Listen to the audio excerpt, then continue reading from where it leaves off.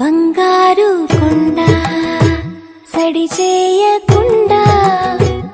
ఎదలోని వెన్న దోచేనే ఏ చోటు లాగే దోబుజులాడి దరి చేరకుండా కాంచేనే నీవెక్కడున్నా